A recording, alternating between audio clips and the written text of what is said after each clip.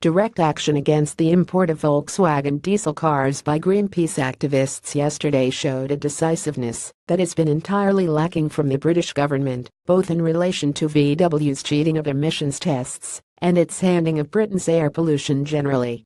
VW is notorious for deliberately setting its cars to meet nitrous oxide emissions standards while under test conditions, and then spewing out 40 times as much when driven in real-world conditions. VW manipulated these tests for years, but it is not alone, with many other car makers having been caught cheating. The behavior of the auto manufacturers will go down in history alongside the tobacco industry, which knew its products caused cancer, but spent decades denying it, and the oil giants, which to this day fight to block the struggle against planet-destroying climate change despite having known the facts about it since the late 1970s. Britain may be free of the P-supers, but the air we breathe is deadly. Policies to promote diesel use over petrol, believing, falsely as we now know, that diesels emit less carbon dioxide, and so were better for the environment, have made it more so.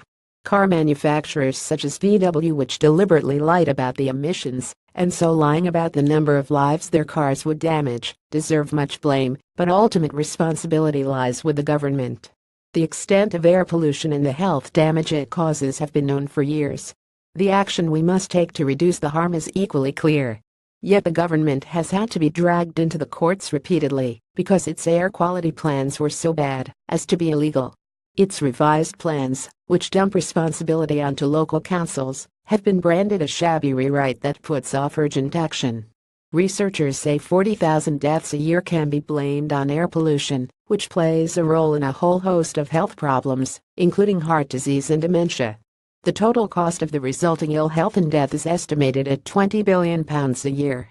Motor vehicles play a major part in this pollution, both through exhaust fumes and tiny particles from brake and tire dust that can penetrate the lungs. The worst pollution is concentrated in the poorest areas. The people least able to afford cars are the ones who suffer most from their use. Some, particularly the auto industry, are keen on scrap page schemes, where car owners get money off a new vehicle for turning in their old, polluting one. This is a dead end. Even the cleanest electric vehicles emit substantial amounts of particulate matter. The dirtiest vehicles should be banned from our town centers, plans known as clean air zones, as we work towards overhauling our transport system to reduce the need for private motors.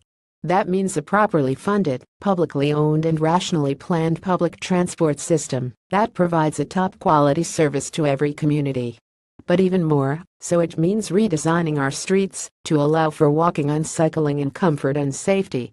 These transport modes will not only help reduce toxic air pollution, but avoid the looming public health crisis of inactivity and obesity, a slow-motion car crash, of avoidable illness and rising healthcare costs.